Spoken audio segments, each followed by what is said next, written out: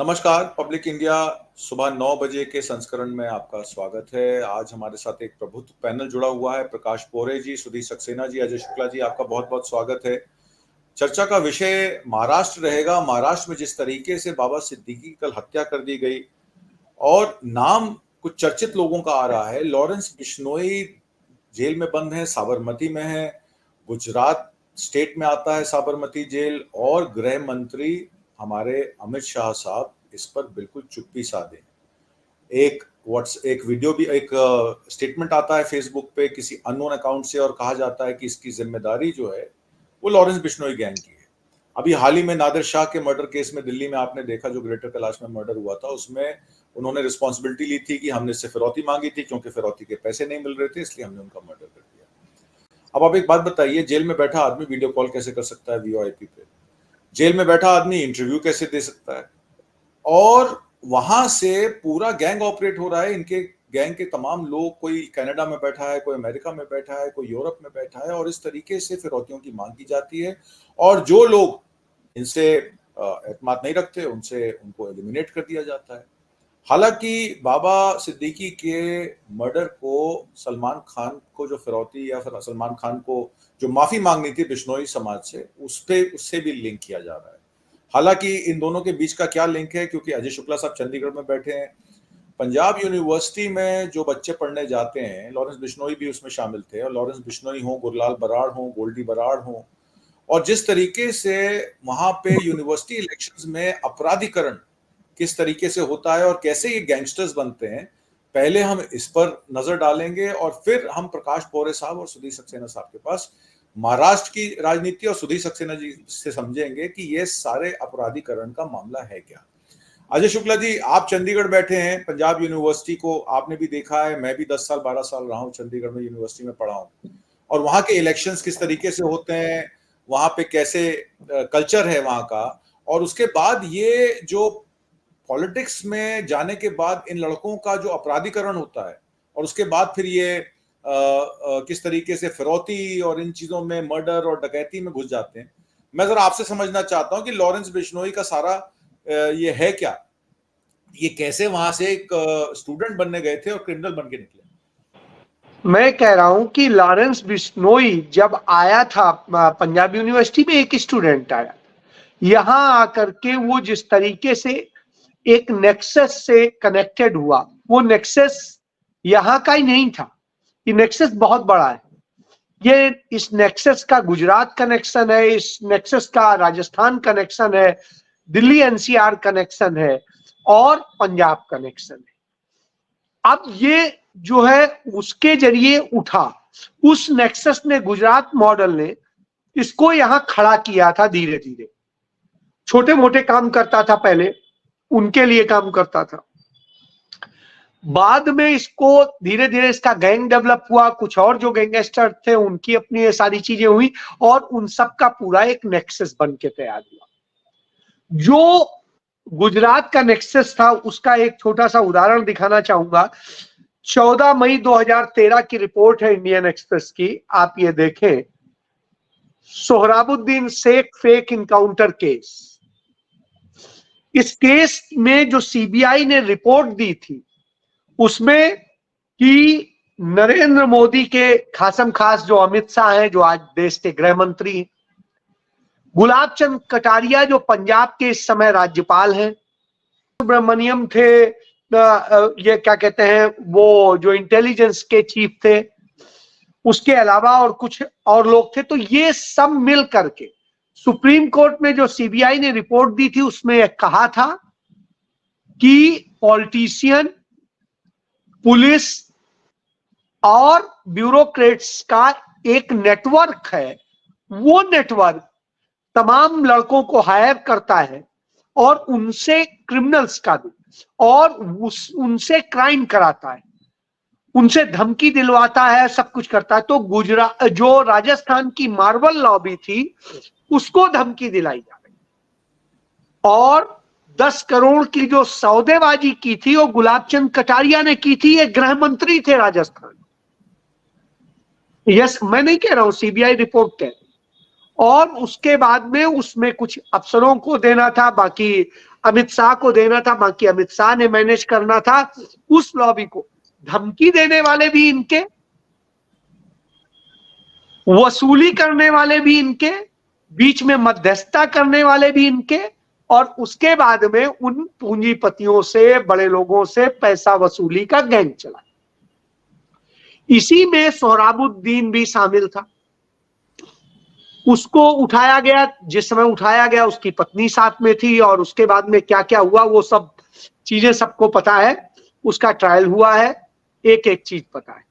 यदि सरकार न बदल जाती तो आज अमित शाह शायद आजीवन कारावास तो कम से कम काट ही रहे होते।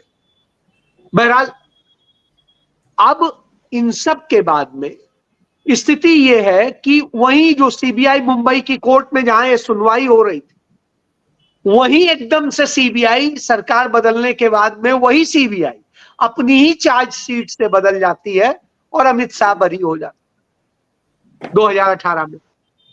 बहरहाल ये सारी बात मैंने क्यों बताई, जो लॉरेंस बिश्नोई है वो उसी नेक्सस का एक हिस्सा है।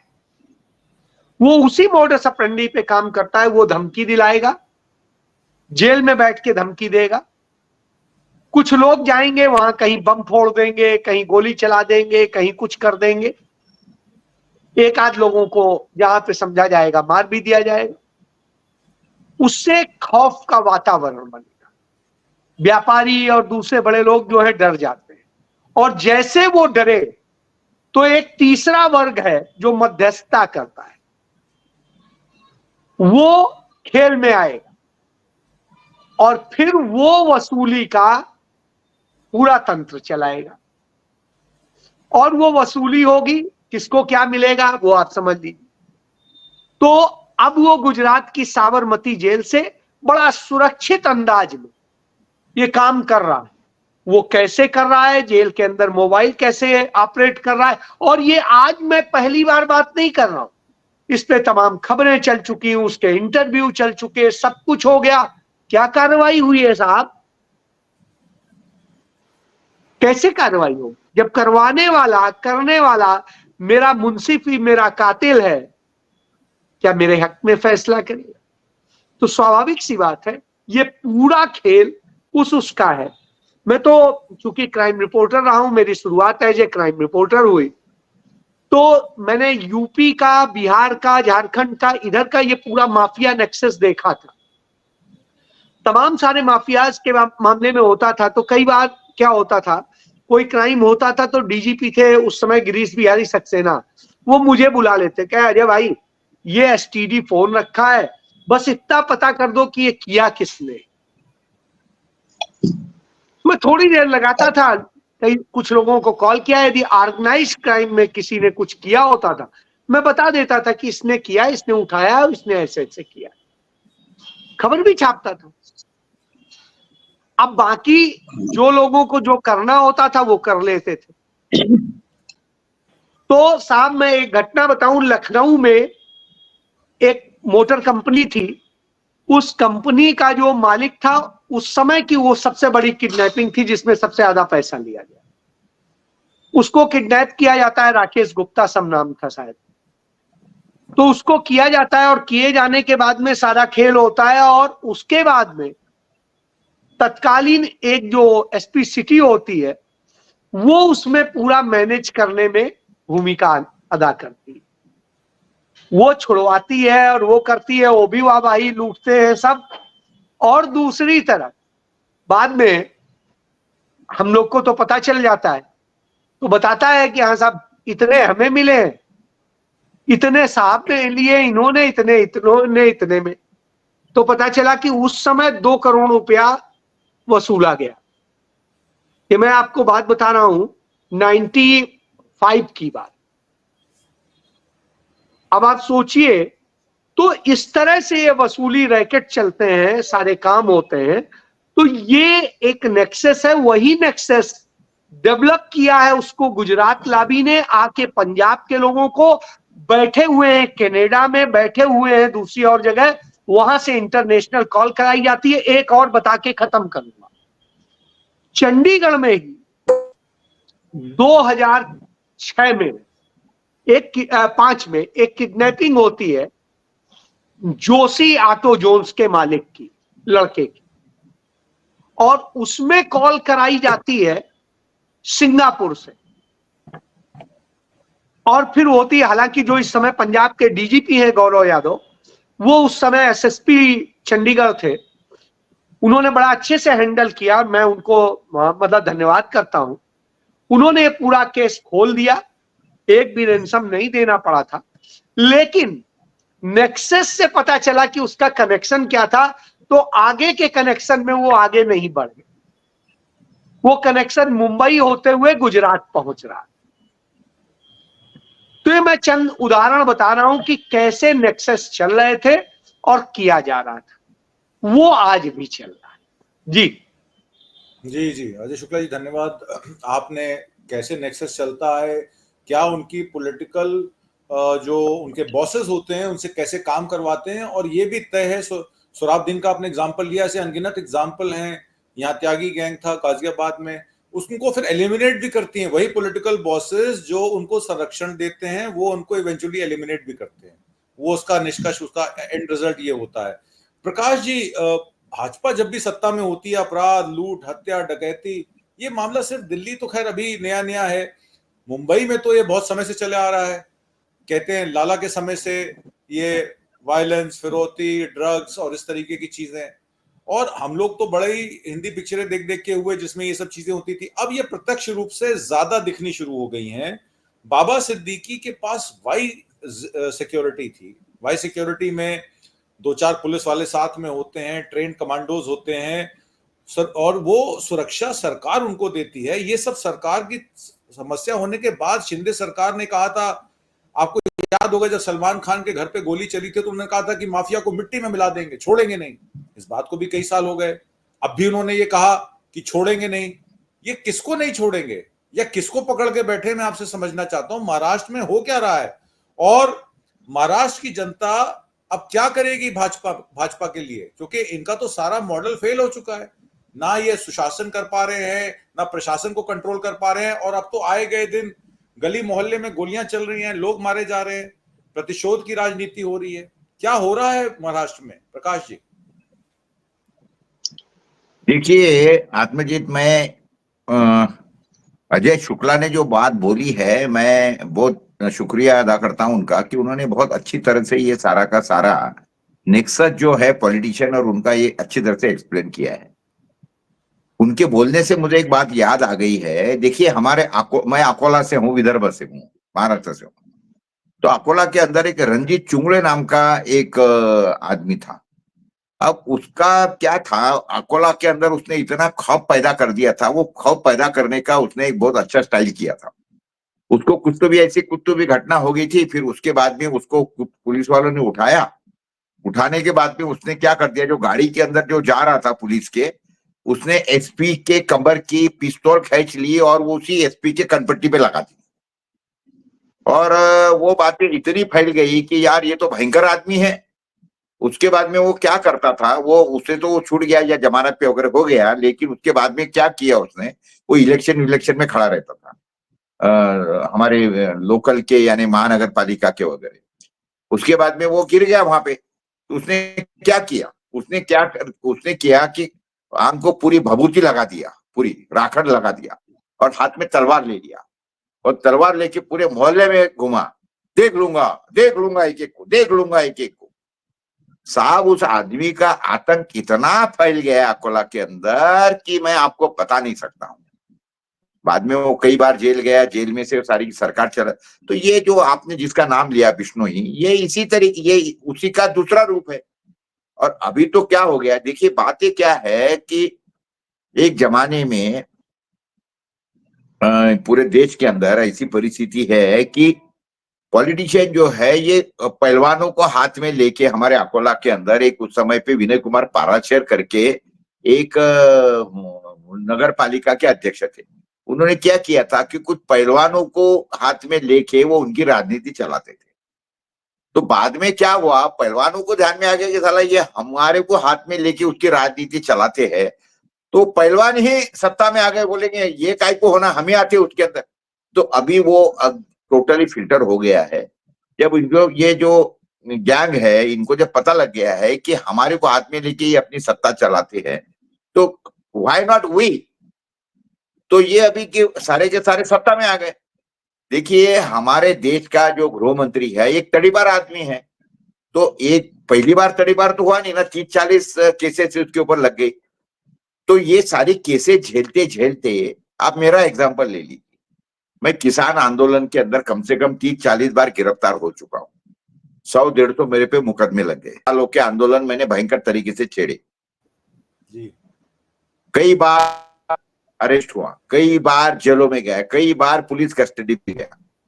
तो अब मेरे आदमी तो लगे हुए रहते थे, वो मैं जेल में गया तो फिर उसके बाद में क्या करते थे कि वो मेरी जमानत लेते थे, ये करते थे वो। तो कहते करते करते वो 30-100 केस लड़ते रहते। मैं पूरा वकील हो गया साहब। अभी मुझे मालूम है कि किस तरीके से देश के अंदर कानून चलता है, किस तरीके से क्या होता है। तो अमित शाह जो है हमारे गृह मंत्री, ये तो कई बार इस तरीके से क्रिमिनल केसेस में अटक गए, कई उन्होंने मर्डर करवाए, क्या है अभी वो उसके ऊपर जाने की जरूरत नहीं है, वो सब आपको भी मालूम है, पूरे दुनिया को देश को मालूम है। जज लोया, और जज लोया के बाद में भी 3-4 सारे केसेस हो गए, 30-40 लोगों का अभी तक के पूरा ट्रैक निकलता है। अब वो तो पूरा कायदा घोल के पी गए ना जी अमित शाह। तो उनको किस तरीके से क्या करना है, क्या नहीं करना है, ये उनको पता है सारी तरीके से, और उसी तरीके से वो पूरी की पूरी पॉलिटिक्स और राजनीति चला रहे हैं। तो गलती देखिए अमित शाह की नहीं है साहब, गलती है ब्यूरोक्रेसी की, गलती है ये क्या बोलते हैं उसको, जुडिशियरी की, कि इस तरह, और लोगों की भी है कि इस तरीके के आदमी को चुन के देते हैं, फिर वो आदमी जाके सत्ता, अरे देश का गृह मंत्री पर जब जाएगा वो, तो उनको तो सारे पता है ना किस तरीके से फिरौती गैंग बनाना है, किस तरीके से निकल रहा है जेल के बाहर वगैरह, उनके लिए कोई नई बात नहीं है। तो ये लोग जो अभी भुगत रहे हैं ना, देखिए अभी हमारे महाराष्ट्र के अंदर ज्ञानेश महाराव करके एक बहुत सीनियर जर्नलिस्ट थे, चित्रलेखा मैगजीन का नाम शायद आपने सुना होगा, चित्रलेखा भयंकर ज्यादा सर्कुलेशन वाला मैगजीन था। तो वो मैगजीन के एडिटर ज्ञानेश महाराव अभी रिटायर्ड हो चुके, लेकिन और वो जो है वो क्या बोलते हैं उसको, राइट विंगर है, और उसके बाद में सारा वो खोलते रहते कि किस तरीके से क्या चल रहा है, किस तरीके से आरएसएस चल रही है, क्या हो रहा है, तो बोलते रहते हमेशा वो, और सोशलिस्ट है वो, और वो एंगल से। तो उनके ऑफिस के अंदर परसों के रोज 2-4-5-6 रोज पहले एक 15-20 लोग चले गए। उसको बाद में उन्होंने डराया धमकाया हमको कि बोले आपने जो राम के बारे में बोला है, आपने जो ये बोला है, आपने वो बोला है, माफी मांगी है, नहीं तो हम आपके मुंह को काली खोद देंगे, और उसके बाद में आपका फिर अगर वो नहीं मानेंगे आप और माफी नहीं मांगे तो हम आपको आपके साथ में हाथापाई कर लेंगे। अब ज्ञानेश महाराव जो है ये मजाल आदमी है, उन्होंने बोल दिया कि इन गधों के नाम में क्या लगने का, तो उन्होंने बोल दिया कैमरे के सामने, हाँ भाई आई एम सॉरी, अगर आपकी भावना दुखी है तो आई एम सॉरी, तो हाथ जोड़ के माफी मांग ली उन्होंने, और ठीक कर दिया। ऐसा है कि ऐसे जैसे ऐसे जो गुंडे आते हैं, नलायक आते हैं, उनके सामने क्या हाथापाई करने की, तो वो कोई मतलब नहीं था। तो मैं कोई ज्ञानेश महाराव को दोष नहीं दूंगा कि उन्होंने क्यों माफी मांगी, क्योंकि ऐसा है ना कि जो वक्त पड़े बाका तो गधे को कहो काका, हमारे देश के अंदर की ये कहावत है। तो वो छोड़िए, लेकिन अभी फिलहाल के अंदर ये जो बातें हो रही है, जिस गैंग का आपने नाम लिया बिश्नोई का, अभी देखिए वो जेल में बैठा है, वो कोई मेरे ख्याल से सूरत या साबरमती जेल के अंदर बैठा है, और जेल से वो सरकार की वो पूरी गैंग चला रहा है। उसकी कुछ दिन पहले, महीने पहले 45 मिनट की एक इंटरव्यू कोई एक चैनल ने रिलीज किया साहब, वो जेल में है। मेरा मित्र ही है जिसने इंटरव्यू किया, वो जो प्रकाश जी, हाँ मेरा मित्र ही है, यहीं चंडीगढ़ से ही है लड़का, जगविंदर पटियाल, उसने किया है एबीपी पे। हाँ बोलिए बोलिए। और उसका आदमी है उनका, वो जेल में है, जेल से इंटरव्यू किया। अब जेल के अंदर तो साहब ना मोबाइल जा सकता है ना न्यूज़पेपर, क्योंकि मैं तो 30-40 बार जेल जा चुका हूँ, कई आंदोलनों के अंदर, कई आंदोलन, जेल की पूरी सिस्टम मुझे मालूम है, हथकड़ियां तक की मुझे पहनाई है कई आंदोलनों के अंदर, क्योंकि मैं एक भयंकर खूंखार क्या बोलते हो उसको, आंदोलनकारी हूँ। किसी मुद्दे के ऊपर मैं कई बार आंदोलन छेड़ चुका हूँ, कई बार जेल जा चुका हूँ, तो मुझे तो पूरी जेल डायरी मैन्युअल का पूरा पता है। ये पॉसिबल ही नहीं, जेल के अंदर मोबाइल जाना next to impossible unless and until the politicians are with you. तो बातें कैसी है मालूम है क्या, कि अभी देश के अंदर जो कुछ चल रहा है, तो अभी देखिए हमको कुछ खामियां, वी हैव टू पे द प्राइस। अगर हम एक तड़ीपार आदमी को गृह मंत्री बनाते हैं तो साहब उसकी प्राइस आपको, मुझे, देशवासियों को तो चुकानी तो पड़ेगी। वो चुका रहे हम लोग आजकल। तो वो हिसाब से सारी बातें हो गई है, और उसी का नतीजा ये हुआ है कि बाबा सिद्दीकी जी की जो अभी ये जो मर्डर हुआ है, या जो जिस तरीके से गैंगस्टर ने उसको, वाइड सिक्योरिटी जिस आदमी को है, वो वाइड सिक्योरिटी वाले आदमी का भी अगर ये नहीं है तो वाई के बाद में जेड आता है। तो क्या जेड सिक्योरिटी, तो जेड सिक्योरिटी तो सिर्फ पॉलिटिशियन को और गृह मंत्री वगैरह ऐसे लोगों को मिलती है, या हो सकता है कंगना रनौत के जैसे एक खादी जो खूबसूरत महिला है तो उसको मिल सकता है। अभी बाकी लोगों को तो, अब बेचारा हमारा बाबा सिद्दीकी तो कोई बहुत ज्यादा खूबसूरत नहीं था, इसलिए उसको जेड सिक्योरिटी नहीं मिली। अब जेड सिक्योरिटी मिलने के कुछ क्राइटेरिया होंगे, वो हिसाब से कंगना रनावत से लेके तो कोई कोई लोगों को मिली है। अब इसीलिए वो अनशन बकती है, बकवास करते रहती है कंगना रनावत। अब वो छोड़िए, I don't want to go into the details and the politics. तो लेकिन ऐसा है कि हमारे महाराष्ट्र के अंदर जिस तरीके से वो बदलापुर में घटना हुई, एक स्कूल के अंदर जिस तरीके से वो छोटी बच्ची के ऊपर रेप हुआ, उसके बाद में फिर उसको बचाने के लिए उन्होंने क्या कर दिया, वो आपटे की स्कूल है, वहां पे मुख्याध्यापक भी जो है वो आरएसएस का है। फिर उसके बाद में जो मामला गर्मा हुआ, फिर क्योंकि तब तक के लोगों ने बहुत आंदोलन किए, 2-3 दिन कुछ गुना रजिस्टर नहीं हुआ, लोग रास्ते पे आ गए, रेलवे स्टेशन बंद कर दिया। तो फिर उन्होंने कोई जाके एक शिंदे नाम के बच्चों को पकड़, 1 महीने पहले वो स्कूल में लगा था। अब वो आरोपी है नहीं है, लेकिन उसको पकड़ा, और उसके बाद में फिर क्या कर दिया, क्या बोलते हैं उसको, सीपी यानी commissioner of police Shinde, SP Shinde, उसके ऊपर गोली चलाने वाला शिंदे, उस स्टेशन का जो ये था वो शिंदे, और मरने वाला मारने वाला भी शिंदे। अभी इस तरीके से तो साहब हमारे महाराष्ट्र के, देखिए महाराष्ट्र, हम हमेशा समझते थे कि Maharashtra is a culture state, लेकिन अभी महाराष्ट्र अभी क्या हो गया ये, कि अभी नेक्स्ट टू गुजरात, क्या बोलते हैं उसको, बिहार हो गया, नेक्स्ट टू बिहार।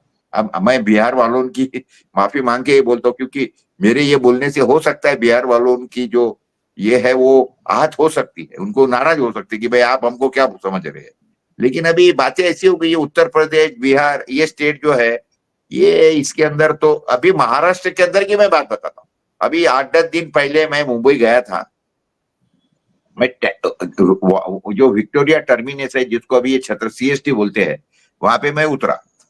मुंबई की ये डिसिप्लिन है साहब की, पूरी टैक्सी एक लाइन में चलती है, जिसका मीटर खड़ा है उसके अंदर आप बैठो, उसके बाद में वो मीटर डाउन करेगा, आपको लेके जाएगा जहां चाहिए, चाहे वो 50 रुपए उसका बने या 200 रुपए बने या 1000 रुपए बने, he will not ask you कि आपको कहाँ जाना है। लेकिन आज परिस्थिति ऐसी है कि अगर आपको नजदीक जाना है, 50-100 रुपए का अगर आपको बनता है, वो बोलता है साहब सॉरी, और उसके बाद में टैक्सी में बैठने के बाद में एक आदमी आता है, वो टैक्सी वाले को बोलता हो लाओ मेरा हफ्ता। मेरे सामने उस टैक्सी वाले को एक आदमी ने 1000 रुपए का हफ्ता मांगा। वो टैक्सी वाला गुस्सा हो गया, बोले यार मैंने पहले ही तो कस्टमर पकड़ा, अभी क्या मांग रहा है, बाद में आता हूँ करके उसने टैक्सी निकाल दिया। फिर मैंने टैक्सी वाले को पूछा भाई बात क्या है, बोले साहब मुझे को 1000 रुपए रोज हफ्ता देना पड़ता है। जो वीटी स्टेशन है जहां से मैं बैठा था वो टैक्सी के अंदर साहब, वहां से पुलिस स्टेशन 50 फीट दूरी पे है। मैं विक्टोरिया टर्मिनस की सामने बात कर रहा हूँ, आपके 50 फीट दूर है वहां से, और उनके नाक के सामने ये बातें हो रही है कि 1000 रुपए की फिरौती उस टैक्सी वाले से मांगी जा रही थी। और टैक्सी वाले ने मुझे बैठाया, मैंने उसको बैठते वक्त बोला कि भैया तू मीटर की बात मत कर, मुझसे 200 रुपए ले लेना। हालांकि मेरा वो जो डिस्टेंस था वो 30 रुपीज का था साहब, विद इन 1 किलोमीटर था। मुझे पता था कि ये बैठाएंगा नहीं, तो मैंने उसको बोल दिया कि भाई तू 200 रुपए ले ले, तो करके उसने मुझे बैठाया। ये परिस्थिति है साहब मुंबई की, जो डिसिप्लिन सिटी थी एक जमाने की, जहाँ पे रात को 12-2 बजे भी अगर कोई लड़की रास्ते पे घूम रही ना, या टैक्सी को हाथ दे रही है ना, टैक्सी वाला उसको बैठा के जहां चाहिए छोड़ देता था। ये डिसिप्लिन थी महाराष्ट्र की और मुंबई की, मिट्टी में मिल गई है अभी पूरी की पूरी। 50 फुट के बाजू में रेलवे पुलिस स्टेशन के बाजू में ये परिस्थिति है कि वहां पे फिरौतियां मांगे जा रही है। ये क्यों हो रहा है साहब? देखिए, ऐसा है कि जो करप्शन है ना, वो नीचे से ऊपर नहीं जाता। आत्मजीत, एक बात समझ लो, ऊपर से नीचे आता है। अब उनको जब पता है लोगों को कि ये 50-50 खोके लेके आमदार इन्होंने सत्ता में आए हैं, लेकिन अब जब उनको पता है कि जो ऊपर से पैसे खा के आ रहे हैं, तो ये हमको क्या सिखा रहे नैतिकता, तो वो भी पैसे खाएंगे। यही बात हो रही है, सादी सरल बात। तो अभी पहली स्थिति हमारे महाराष्ट्र की इतनी गंभीर हो गई साहब कि मैं बता नहीं सकता हूं। अभी इलेक्शन हमारे यहाँ क्या आज या कल में डिक्लेयर हो जाए, आज या कल में, ज्यादा ज्यादा 2-3 रोज के अंदर। लेकिन परिस्थिति आज ऐसी है कि गुंडे से गुंडे लोग टिकट मांग रहे हैं। कांग्रेस की परिस्थिति ऐसी कि वहां कोई कार्यकर्ता बचा नहीं, सारे के सारे नेता हो गए हैं। और भयंकर परिस्थिति अभी कांग्रेस की दुर्गति तो आत्मजीत, मैं आपको बोलता हूं कि ये परिस्थिति हो गई है कि वहां पे कार्यकर्ता कोई बचा ही नहीं है। कांग्रेस में कोई कार्यकर्ता नहीं है, सारे नेता हो गए और हर आदमी ये बोलता है कि मैं खड़ा रहूंगा, मैं खड़ा रहूंगा, मैं खड़ा रहूंगा। टिकट मांगने वाले ही सारे हो गए हैं, कार्यकर्ता कोई नहीं बचा है ग्राउंड लेवल के ऊपर। लेकिन इसके बाद में ये मानना पड़ेगा कि बीजेपी की जो डिसिप्लिन है, उनके जो बूथ प्रमुख है, उसके बाद में उनके जो पन्ना प्रमुख है, देखिए कैडर जो है ना साहब, वो बीजेपी के पास में।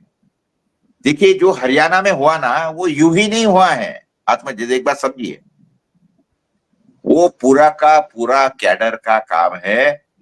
मुझे दुख इस बात का है कि ये इतना सारा होने के बाद में भी 10 साल इन्होंने जो वनवास भोगा है कांग्रेस ने या बाकी की पार्टियों ने, वो उससे भी अभी सबक नहीं लिया है कांग्रेस ने। राहुल गांधी ये एकमात्र नेता है कि तो east to west, west to south, इस तरीके से साउथ टू नॉर्थ घूम रहा है बेचारा, पागल के जैसा घूम रहा है। लेकिन उसके पार्टी की जो फालतू नेता है ना साहब, वो खुद को Rahul Gandhi to next to Rahul Gandhi समझ रहे हैं। इसीलिए सारी दुर्गति हो रही है। और बीजेपी बहुत अच्छी तरह से जानती है, करके ही बीजेपी ने हमारे महाराष्ट्र के अंदर अभी वोट कटवा पार्टियां खड़ी कर दी है। वोट कटवा पार्टी है, मैं इसके बारे में बाद में बोलता हूँ, आपको मुझे पूछिए, क्योंकि मैं बहुत लंबा चौड़ा बोल चुका हूँ। बाकी के सारे लोग सुन रहे हैं मेरी बातें, तो मैं क्षमा चाहता हूँ उसके बारे में, लेकिन मैं बोलूंगा इसके बारे में कि वोट कटवा पार्टियां कैसी कैसी तैयार हो गई है महाराष्ट्र में। मैं अभी आपको बताता हूँ इस बारे में। मेरा सवाल सुधीर सक्सेना जी से रहेगा। 83 साल के स्टैन स्वामी, जो जेल मैनुअल की बात की प्रकाश पोहरे साहब ने, 83 साल के स्टैन स्वामी को जेल में स्ट्रॉ सिपर देने के लिए कोर्ट जाना पड़ा, उनको स्ट्रॉ सिपर नहीं मिला। 90% विकलांगता से जूझते हुए प्रोफेसर GN साई बाबा को जेल में विकलांगों की सहूलियत वाला कमोड नहीं मिला। उनकी माता जी की देहांत हो जाता है, उनके क्रियाकर्म को करने के लिए भी उनको परमिशन नहीं मिली। आज हमारे बीच में साई बाबा नहीं हैं, लेकिन जेल में बंद एक गैंगस्टर को इतनी सहूलियतें मिल जाती हैं कि वो इंटरव्यू पे इंटरव्यू दे रहा है, जैसे कि अजय शुक्ला साहब ने कहा, हाई प्रोफाइल हत्याएं करवा रहा है, और जिस तरीके का खुलेआम टीवी पर कबूल भी कर रहा है कि जब तक सलमान खान हिरण की हत्या के लिए माफी नहीं मांगेंगे, तब तक उनका गिरोह उनके पीछे लगा रहेगा। आज सलमान खान के घर के बाहर सिक्योरिटी बढ़ा दी गई है, 24 घंटे की सिक्योरिटी बढ़ा दी गई है, पुलिस भी है, प्राइवेट सिक्योरिटी भी है। तो पुलिस को और क्या सबूत चाहिए? एक कट्टर अपराधी जेल से अपना नेटवर्क कैसे चला सकता है? इस बिश्नोई की मदद कौन कर रहा है? सुधीर सक्सेना साहब, ये क्या हो रहा है इस देश में? धन्यवाद आत्मजीत जी। देखिए, बंबई में कल 11 अक्टूबर को जो कुछ हुआ, वो सिर्फ महाराष्ट्र या बंबई के लिए नहीं, बल्कि पूरे देश के लिए चिंता की बात है। चिंता की बात इस नाते है कि एक तो आपराधिक, हम लोग राजनीति में महागठबंधन या महायुद्ध की बातें करते हैं, लेकिन एक आपराधिक महागठबंधन इस देश में लगातार मजबूत होता जा रहा है। लॉरेंस बिश्नोई चंडीगढ़ और पंजाब से ताल्लुक रखता है, इसमें जो 2 शूटर पकड़े गए हैं, एक हरियाणा का है, एक उत्तर प्रदेश का है। एक जो शूटर फरार है वो उत्तर प्रदेश में बहराइच से ताल्लुक रखता है। जो शिकार हुआ वो महाराष्ट्र का भूतपूर्व मंत्री है, जिसको कि वायु सुरक्षा प्राप्त थी। तो मास्टरमाइंड जो है पंजाब चंडीगढ़ का है, शूटर उत्तर प्रदेश और हरियाणा के हैं और शिकार महाराष्ट्र का है। तो आप ये जो अंतरराज्यीय गिरोह किस तरीके से पनप रहा है और उसके लिए सरहदें, उसके लिए सुरक्षा, उसके लिए शर्मो हया, उसके लिए सिद्धांत कोई मायने नहीं रखते हैं। और अगर उसको राजनीतिक प्रश्रय प्राप्त नहीं होता तो इतनी बड़ी वारदात को अंजाम देना उसके लिए मुमकिन नहीं था। आपने जैसा बताया, लॉरेंस बिश्नोई गुजरात में साबरमती जेल में है।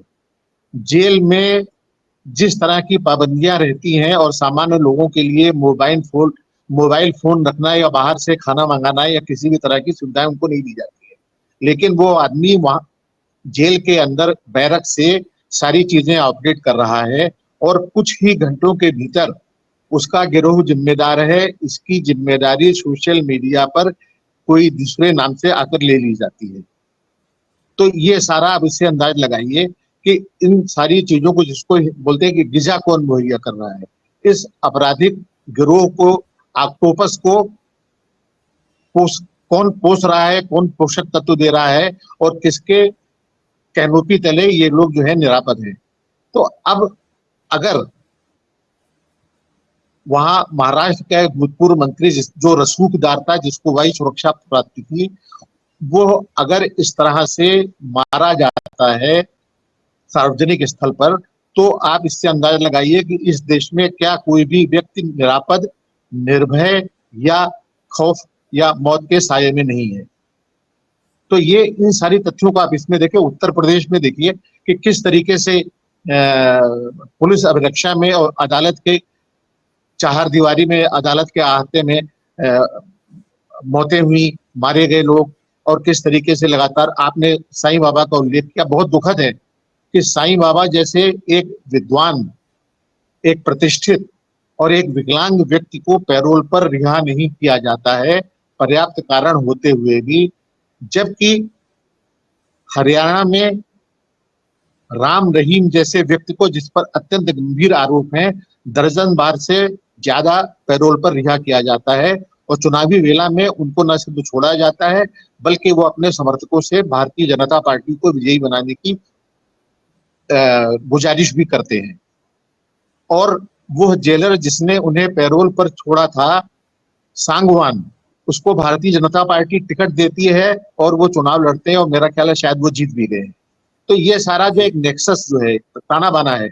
और जिस तरह से हमारे पूर्व वक्ता ने लोया कांड का या तड़ी पार वाले प्रकरण का उल्लेख किया, उनसे आप ये अंदाजा लगा सकते हैं कि तार कहाँ जुड़ते हैं। अब आप एक बात पे गौर कीजिए कि मैं आपको लगभग आधी शताब्दी पहले के घटनाक्रम में ले जाऊं। अपराध और राजनीति का धीरे धीरे जो किस तरह से रिश्ता बना, आप याद कीजिए करीम लाला और वरदराजन मुदलियार के समय को याद कीजिए। चंदा तब भी ये लोग देते थे, राजनीतिक प्रश्न इनको थोड़ा बहुत था, इनके रिश्ते नाते भी थे। लेकिन जो स्थितियां आज भयावह उत्पन्न हो गई हैं, उस वक्त आप इसकी कल्पना भी नहीं कर सकते थे। हाजी मस्तान ने राजनीतिक पार्टी बनाई थी और उनकी राजनीतिक महत्वाकांक्षाएं भी थी, लेकिन वो राजनीति में कामयाब नहीं हो सके। दाऊद और गवली और छोटा राजन के प्रसंग को याद कीजिए। उसके पहले अंडरवर्ल्ड ही होता था, लेकिन उसको हिंदू अंडरवर्ल्ड और मुसलमान अंडरवर्ल्ड में बांटने का जो खेल कुछ दशक पहले हुआ और दाऊद को मुस्लिम और इस्लामी आतंकवाद से जोड़ा गया और गवली और छोटा राजन को उसके प्रतिपक्ष में प्रतिद्वंदी के तौर पर खड़ा किया गया, वो सारी बातें हैं कि अंडरवर्ल्ड का भी सांप्रदायिक आधार पर ध्रुवीकरण किया गया। और ये किनकी ओर से किया गया, इसमें राजनीतिज्ञों की या मीडिया की कितनी शिरकत थी, या बहुत आसानी से अंदाज लगा सकते हैं। एक वक्त था कि मुंबई पुलिस की तुलना स्कॉटलैंड यार्ड से की जाती थी। जैसा कि अभी तोहिर साहब ने कहा, टैक्सी ड्राइवर बंबई के इतने ईमानदार थे कि वो सही जगह ले जाकर उतारते थे और कोई बोलतोल नहीं करते थे और किसी तरह का ब्लैकमेल नहीं करते थे।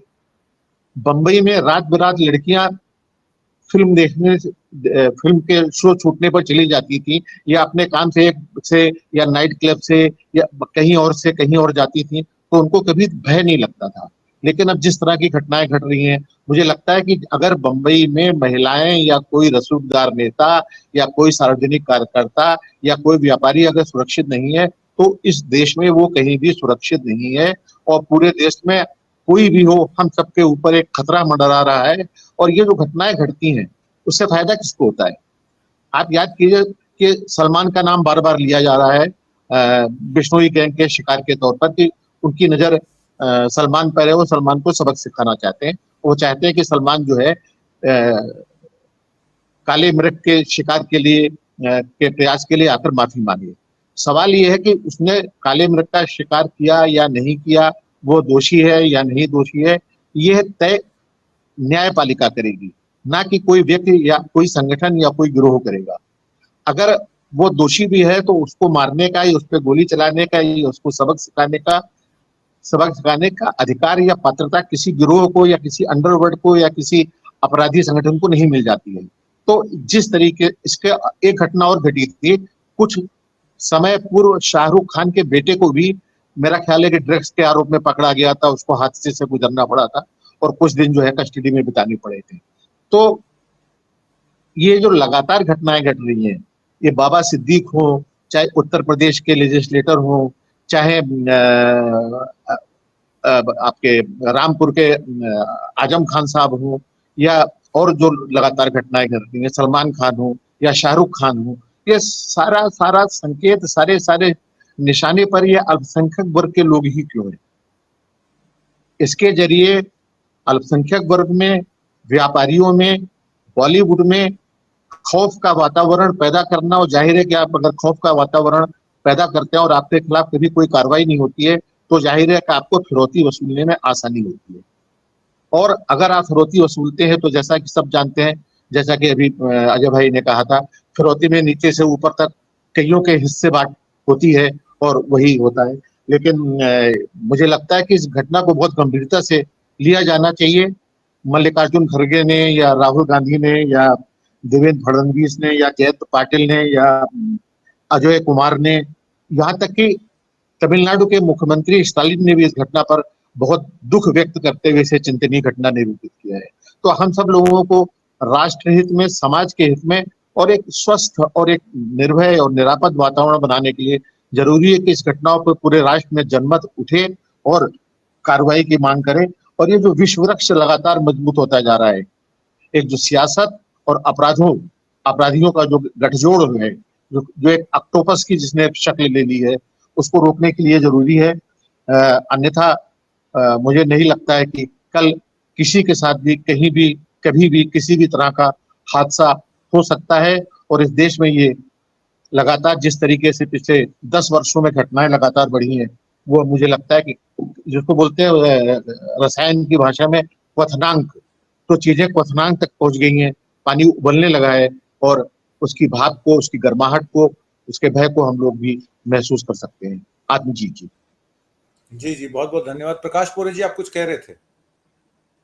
जी, मैं ऐसा कह रहा था, जो घटना का मैंने बात किया, वो जो हमारे अकोला के अंदर रंजीत चुंगड़े था, वो फिलहाल अभी तो मर गया है, लेकिन बात वही है, क्या है कि उसके बाद में वो रंजीत चुंगड़े का आतंक इतना फैल गया अकोला के अंदर, वो हर एक आदमी से फिरौती वसूल करता था। ये तो उसी तरीके से बिश्नोई गैंग है, हालांकि वो इसमें है नहीं है ये तो बात की बात है, लेकिन क्या हो गया है कि अभी खुद की वैल्यू बढ़ाने के लिए उसने बोल दिया नहीं मेरे आदमी ने किया।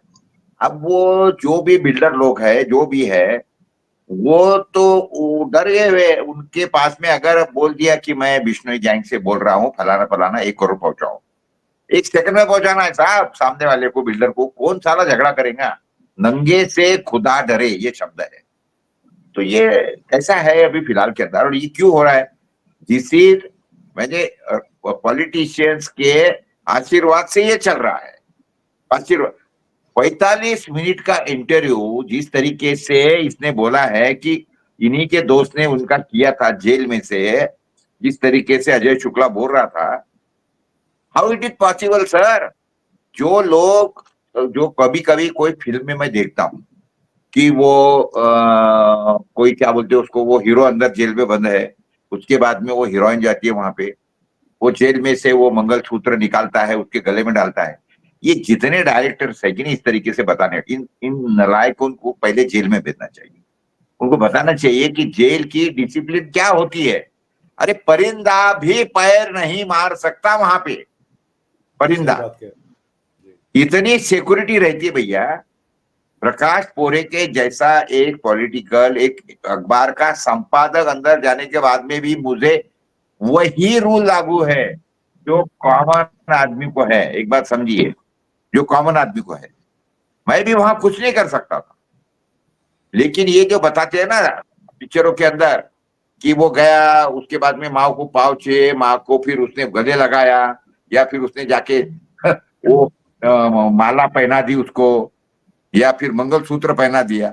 ये जितने भी ऐसा बताने वाले डायरेक्टर है ना, इनको सबको पहले जेल में भेजना चाहिए कि जाके देख लो जेल की सही बात। डिसिप्लिन और क्या होती है। तो ये मैं आखिर कैसा में है आता मालूम हूँ है?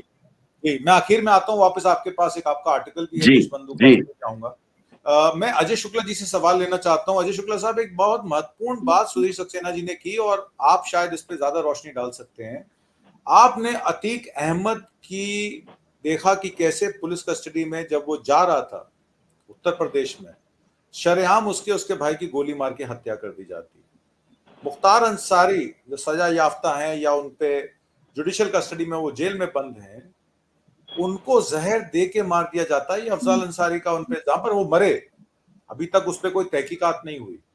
और दूसरी तरफ लॉरेंस बिश्नोई के गैंग ने 2024 की बात कर रहा हूं, पंजाबी गायक हो, एपी ढिल्लो हो, उनके घर में ताबड़तोड़ गोलियां चलाई, उनकी गाड़ियों को आग लगाई, सिद्धू मूसेवाला का मर्डर हुआ। उसके बाद उनके गुर्गे कहते हैं हम लॉरेंस बिश्नोई के आदमी हैं। एक एक तरीके से तहलका मचा रखा है पूरे हिंदुस्तान में, चाहे वो उत्तर प्रदेश हो, चाहे वो महाराष्ट्र हो, चाहे वो पंजाब हो, चाहे वो दिल्ली हो। दिल्ली यहाँ पे ग्रेटर कैलाश में उनके नादिर शाह के एक जिम के बाहर उनकी हत्या कर दी जाती है। पुलिस वाले अंदर बैठे हैं और 10 गोलियां मार के उसकी हत्या कर दी जाती है क्योंकि 5 करोड़ फिरौती नहीं दी उसके पार्टनर ने दुबई में। इस तरीके का तो माहौल हमने कभी नहीं देखा, ना दिल्ली में, ना पंजाब में, ना हरियाणा में। ये नई गैंगस्टर जो गैंगस्टर जो ऑपरेट कर रहे हैं अपना नेटवर्क बना के जेल के अंदर से, गृह मंत्रालय की कोई जिम्मेदारी नहीं बनती है? अतीक अहमद और जरा मुख्तार अंसारी का भी बताइएगा। मैं अतीक भाई से ही शुरू करता हूँ। मेरे बहुत अच्छे निजी रिश्ते थे, मैं बड़ा ईमानदारी से कहता हूँ। जो उनका फ्लैट था नीचे था ग्राउंड फ्लोर पे, मेरा चौथे फ्लोर पे था। तो निश्चित रूप से आते जाते मुलाकात होती थी, बहुत अच्छा होता था। कई बार वो बाहर बैठे होते थे, धूप सेक रहे होते, चाय पी रहे होते, तो मैं भी चला जाता था। आसपास करीब 20-25 लोग वेपन्स लिए, ये लखनऊ की बात बता रहा हूँ, विधानसभा रोड की बात बता रहा हूँ, ओसीआर बिल्डिंग की बात बता रहा हूँ।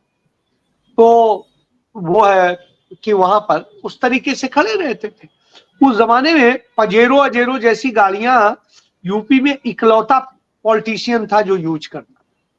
लेकिन मैं एक बात कहूंगा, अतीक अहमद ने कभी भी किसी गरीब आदमी, कभी भी किसी सामान्य आदमी, किसी से कोई क्राइम नहीं किया, कोई नहीं कह सकता।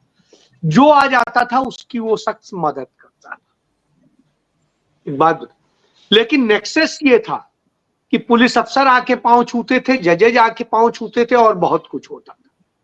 मेरे एक मित्र थे डॉक्टर साहब, वो किसी समस्या में फंस गए, तो उन्होंने कहा, तो मैं फिर गया इलाहाबाद और उनके यहाँ जब गया तो वहां पूरा इलाका था।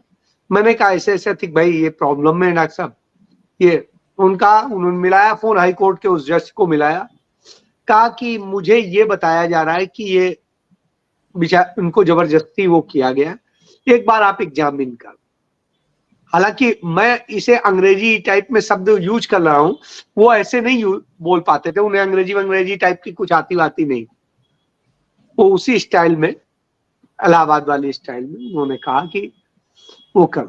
बहरहाल ये मैं एक घटना, निजी घटना बता रहा हूं, लोगों में हिम्मत नहीं होती सच बोलने की, मैं बोल रहा हूं। जो भाजपा का प्रदेश अध्यक्ष था अभी उस दौर में, वो खुद उनके यहां पांव छूने आता था।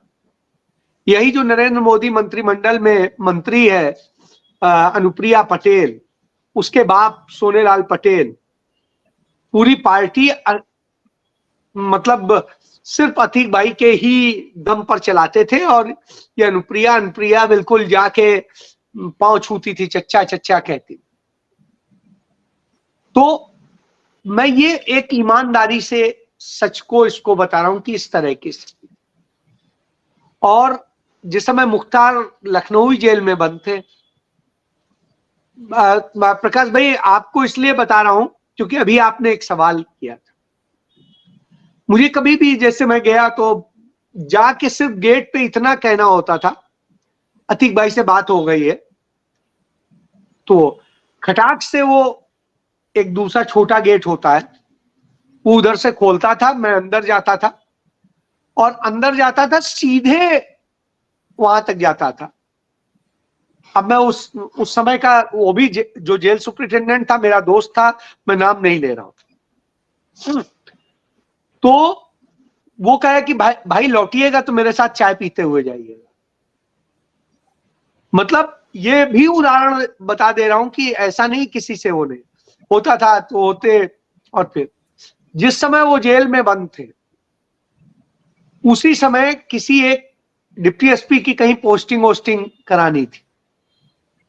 अतीक भाई जेल से निकले, गाड़ियां गई, डीजीपी के साथ बैठ के चाय पी और वो पोस्टिंग करवाई, आ गए।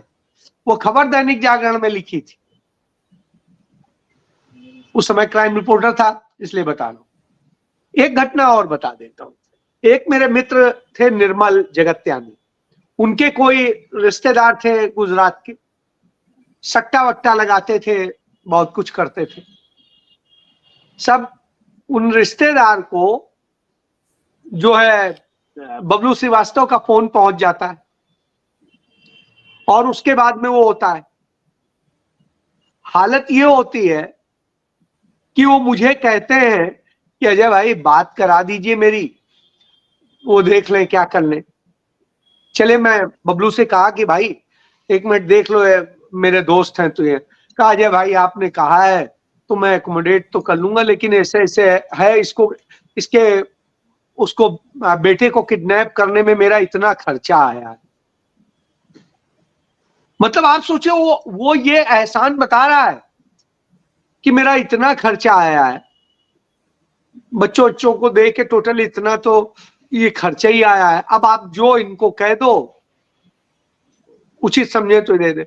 हमने कहा देखो भाई अपन ये करने नहीं आए, मैं तो ये कहने आया हूं उस बच्चे की जिंदगी बख्श दो, बाकी तुम जानो ये जाने, मैं चला। और मैं ये कैमरे पे बोल रहा हूं, ये बात मैं नाम भी बता दिया है जिसके रिश्तेदार मुंबई से भी जुड़े हुए एक शेयर दलाल था लदानी। तो इस तरह के तमाम कनेक्शन थे। आप ये सोचिए वहां बैठ के लखनऊ में, वहां से काम हो रहा था। ये बीजेपी कल्याण सिंह की सरकार थी। यदि कोई कहे कि हाँ बड़ा क्राइम कम हो गया था, ये हो गया था, तो सारा काम जेल से ज्यादा सुरक्षित अंदाज में चल रहा है। उससे मैंने कहा भाई जेल से बाहर क्यों नहीं निकलते हो? कहा गधा हूं क्या मैं? जेल में बैठ के हर सुविधा भी ले रहा हूं, सब कुछ कर रहा हूं, पैसा भी हो रहा है, सब हो रहा है, हमें क्या परेशानी है? निकलेंगे तो हो सकता है कुछ दूसरी घटना भी हो, यहां से सुरक्षित जगह कौन सी?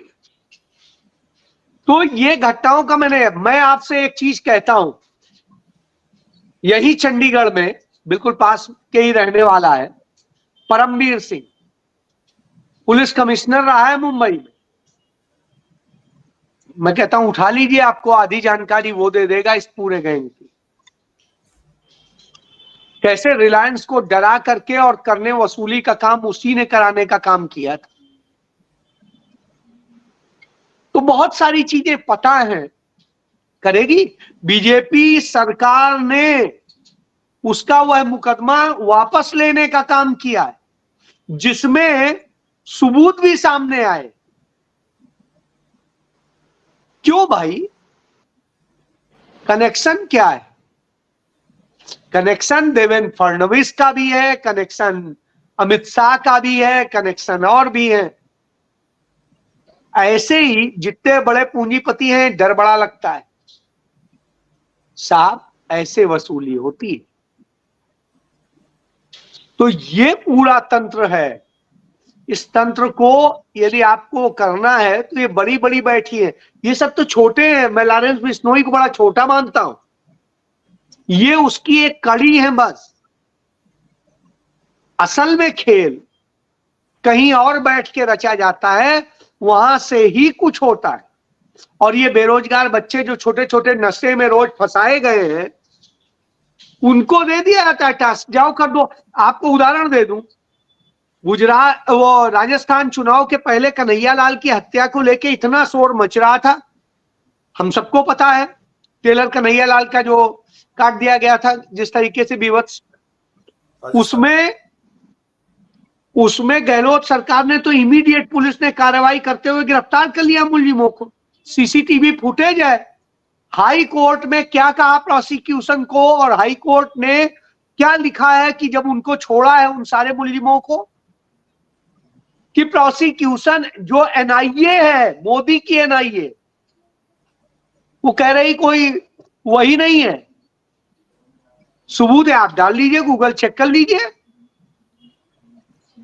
तो साहब सबूत नहीं मिल रहा है। सरेआम सीसीटीवी कैमरे में नरेंद्र मोदी के लड़कों ने, आईटी सेल के लड़कों ने बीएचयू आईआईटी की उस लड़की से गैंगरेप किया।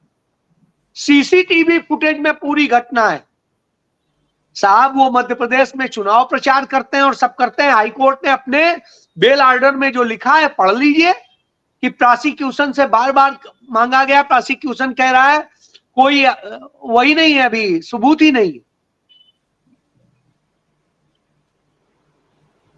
तो मॉडल देखिए, ये मॉडल है, यही गुजरात मॉडल। इधर चोर से कहो चोरी करो, साहूकार से कहो जागते रहो, जो आए तो कहो बीच में हम तुम्हें देखो बचाने आ गए। और साहब किस्सा ये, और फिर जब फंस जाए तो उठा के मार दो। उसका भी एक उदाहरण देता हूं। मेरे एक दोस्त इंस्पेक्टर हुआ करते थे एसटीएफ में लखनऊ में, नाम नहीं पूरा ले रहा हूं, त्रिपाठी थे जात में, मेरी ब्राह्मण थे मेरी तरह। और साहब वो जिस अपराधी से क्राइम करवाते करते क्या था मैं छोड़िए, उसके साथ दारू पीते थे, खाना खाते थे, सब कुछ करते थे। और फिर एक दिन उसे अपने ही साथ ले जाते हैं और कलकत्ता में उसका इनकाउंटर कर देते हैं और कहते हैं कलकत्ता के एक व्यापारी से वसूली करने आया था, हमें यहां इंफॉर्मेशन मिली और ये किया और ये किया। इसमें वो Tripathi ji out of turn promotion लेते हैं, प्लस जो वो वसूली का पैसा था वो कहां गया? वो 5 करोड़ जो वसूला गया वो कहां गया? किसी ने सवाल नहीं किया, न सरकार करी न कुछ करी, कोई वो नहीं। उदाहरण मैं बता देता हूं, इस तरह की स्थितियां हैं। तो इसको तो मैंने इतना करीब से देखा है, क्योंकि मैं खुद एक पुलिस अफसर का बेटा हूं, तो तमाम वो भी जानता हूं। तो बस इतना ही कहूंगा, क्योंकि वकील भी हूं तो कानून भी जानता हूं। तो सर इतना ही बस कह रहा हूं कि जो इस समय चल रहा है, इतना बड़ा ऑर्गेनाइज्ड क्रिमिनल गैंग मैंने नहीं देखा था जब तक मैं क्राइम रिपोर्टिंग करता। तब छोटे छोटे ऑर्गेनाइज्ड क्रिमिनल्स की बात होती थी। आज इतना बड़ा चल रहा है, मेरे पास है इंफॉर्मेशन इस टाइप की कुछ, लेकिन मैं कर कुछ नहीं सकता हूं। आपके यहां बोल ही रहा हूं, यही बहुत बड़ा काम कर रहा हूं जी। क्योंकि सोहराबुद्दीन का मैंने जिक्र कर दिया, अब आप कनेक्शन जोड़ लीजिए। जय हिंद। बहुत बहुत धन्यवाद अजय शुक्ला जी। मैं आखिर में प्रकाश बोरे जी के पास आता हूं टिप्पणी के लिए। माफिया को मिट्टी में मिला देंगे, एकनाथ शिंदे ने कहा था। क्या लग रहा है कौन मिट्टी में मिल रहा है, एक बात। और दूसरी बात, आपने सिस्टमैटिक करप्शन की बात की। आपने ये मुद्दा भी उठाया कि महाराष्ट्र की सरकार में किस तरीके से पैसे की उगाही की जाती है और सबका उसमें कट शामिल है। और शायद आपकी न्यूज़पेपर देशबंधु में इस पे एक आर्टिकल भी छपा है, उस आर्टिकल को मैं दिखाना चाहता हूं। तो आप क्या कहेंगे, क्योंकि मराठी में है, उसका थोड़ा व्याकरण कर दीजिएगा हिंदी में, और आखिर में ये मिट्टी में मिलाने वाली बात क्या है, जरा इस पे। देखिए, ऐसा है, इसके बारे में मैं आपको एक बताऊंगा बात कि राम रहीम को 12 बार, अभी तक के 12 टाइम्स पैरोल मिली है। और वो पैरोल में आने के बाद में सारे पॉलिटिकल पार्टी जो है, सर बीजेपी, टोटल उसका मिला काम के करता है। पैरोल और फरलो मिला के 21 बार। अरे बाप रे, अच्छा, ओ हो माय गॉड। 12 बार पैरोल, बाकी मिला के 21। अब बोलिए, आप क्या बोलेंगे आप इसको? तो क्या ये विदाउट पॉलिटिकल रिलेशन से, कनेक्शन के सिवा हो सकता है क्या? अगर मैं जब जेल में था, मैंने 5 दारू की दुकान, देशी दारू के ठर्रे की दुकानें मैंने एक दिन में 5 तोड़ दी थी, तो मैं जेल में चले गया। जो हमारे जो शेतकरी संगठन था, उसका वो मिशन था कि ये जो देशी दारू की जो दुकानें हैं ये तोड़ डालो, तो हमने तोड़ दी। एक दिन में मैंने 5 दारू की दुकान तोड़ दी। तो मुझ पे 5 मुकदमे दाखिल हो गए। मुकदमे क्या दाखिल हो गए? वो हुए मेरे पे ये क्या बोलते उसको, डकैती के। क्योंकि मैं दारू की दुकान तोड़ दी तो डकैती हुई ना। तो ये डकैती के दुकानों के ऊपर, यानी दारू के दुकानों को मैंने बंद कर दिया। उसके ऊपर 5 डकैती की केसेस मुझ पे दाखिल हुई। 5 साल मैं जेल पे बैठा उसके अंदर। तो मुझे मालूम है सारा किस तरीके से ये देश का सुशासन शासन चलता है। तो उस जमाने में मुझे बीवी को मिलना है कुछ, करे बाप रे बाप रे, मेरे जैसे आदमी को, जबकि मेरी 12-15 आदमी की टीम बाहर बैठी है, वो सारे कागज वागज सब करने के बाद में भी मुझे बड़े मुश्किल से मेरे बीवी को या बच्चों को मिल सकता था मैं। और आज के घड़ी के अंदर ये राम रहीम का इन्होंने अभी किस्सा बताया, 20-25 बार अगर बाहर आके जाता है। अगर पॉलिटिकल लोग आपके साथ में हैं तो एनीथिंग इज पॉसिबल। और मैंने तो पहले ही बता दिया आपको कि अगर एक वांटेड, या क्या बोलेंगे उसको, जो क्रिमिनल आदमी अगर हमारे देश का गृह मंत्री बनता है, तो उसको, वो तो कायदा बोल के पिया है साहब, और वो गृह मंत्री है।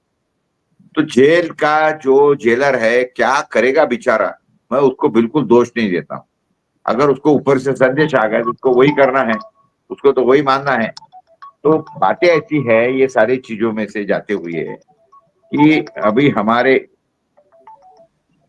हमारा 1 मिनट में आता हूं, 1 मिनट।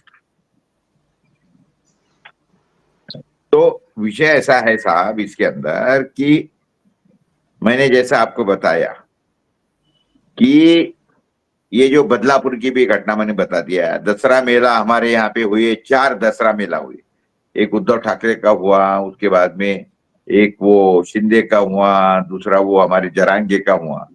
और उसके अंदर जो बातें हुई है, ये हम महाराष्ट्र में बहुत ज्यादा खुद को सिक्योर समझते थे, लेकिन अभी हमारे महाराष्ट्र का इन लोगों ने बिहार कर दिया।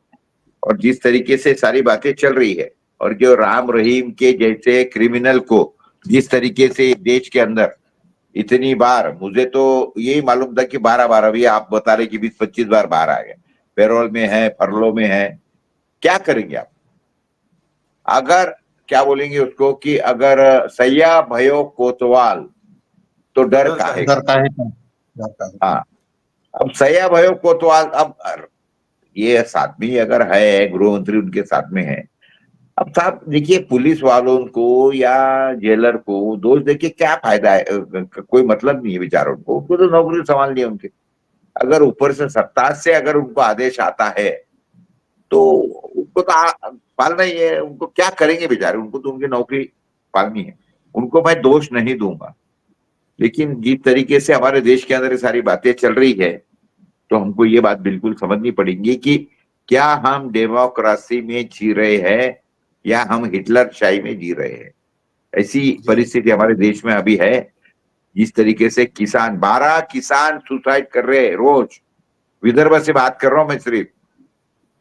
महाराष्ट्र जो 5 जोन में बटा है, 5 जोन में से एक जोन में 12 किसान सुसाइड कर रहे हैं। पूरे महाराष्ट्र के अंदर 2700, 2022 में 2700 गांव जो है ये भूतिया गांव हो गए थे।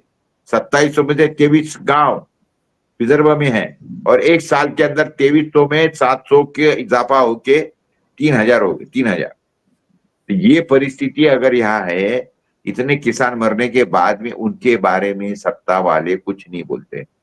ये शिंदे बोलो या बाकी की पार्टियां बोलो या भाजपा बोलो, तो अभी अगर हम ये बोलेंगे, मैंने किताब लिखी है कि नक्सलवाद का पितृत्व जो है ये सरकार के ऊपर है, सरकार के नीतियों के कारण ही नक्सलवादी बनते हैं। तो आज के घड़ी के अंदर परिस्थिति ऐसी है कि अभी आगे आगे देखिए होता है क्या। इस तरीके से देश में परिस्थिति चल रही है। मैं आपका समय नहीं लूंगा ज्यादा, क्योंकि बाकी के भी लोगों को मिलना है, और हमारा ये शो ऑलरेडी 1 घंटे का हो चुका है, इसलिए मैं धन्यवाद भी दूंगा कि कई विषयों को हमने छुआ है इसके अंदर। जी धन्यवाद, थैंक यू। मैं आखिर में इसको कंक्लूड कर देता हूँ। इब्तदाई इश्क खैर होता है क्या, आके आगे देखिए होता है क्या। इसी के साथ आज के प्रोग्राम का मैं समापन करता हूँ। प्रकाश पौरे जी, अजय शुक्ला जी, सुधीर सक्सेना जी, आपका इस चर्चा में भाग लेने का बहुत बहुत धन्यवाद। नमस्कार, जय हिंद।